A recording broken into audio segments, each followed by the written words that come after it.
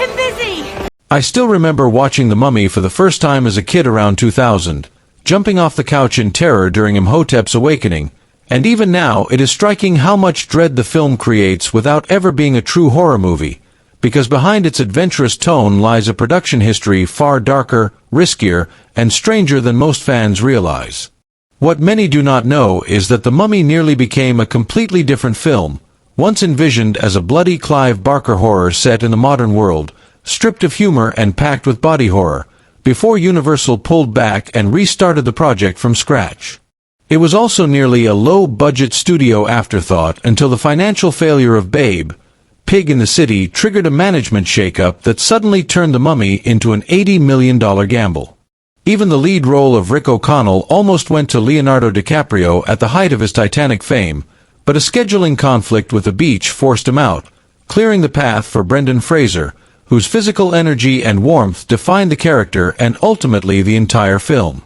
Much of what audiences assumed was computer-generated was actually painfully real, from Anxu Neyman's gold-coated body, achieved through hours of metallic paint under blistering lights, to Arnold Vosloo's transformation into Imhotep, which required suffocating layers of prosthetics that left him burned, swollen, and exhausted each day. Filming in the Moroccan desert added another layer of danger, with extreme heat, venomous animals, sandstorms, food poisoning that sickened nearly the entire cast and crew, and even insurance taken out against kidnapping.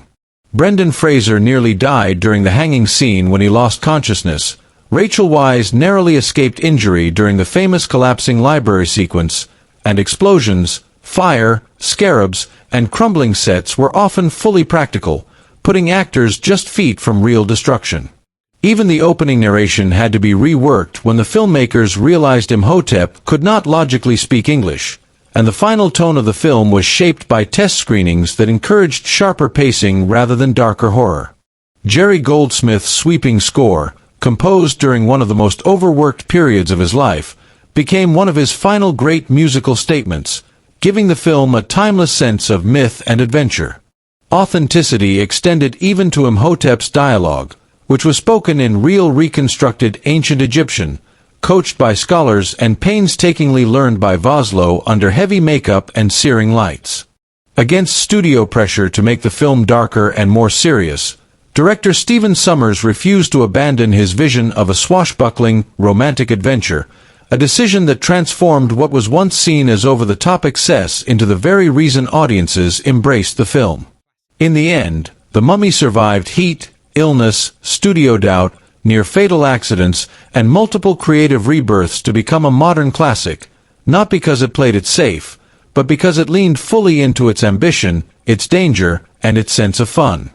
And maybe that is why it still lingers in our memory like a curse, thrilling, terrifying, and impossible to forget.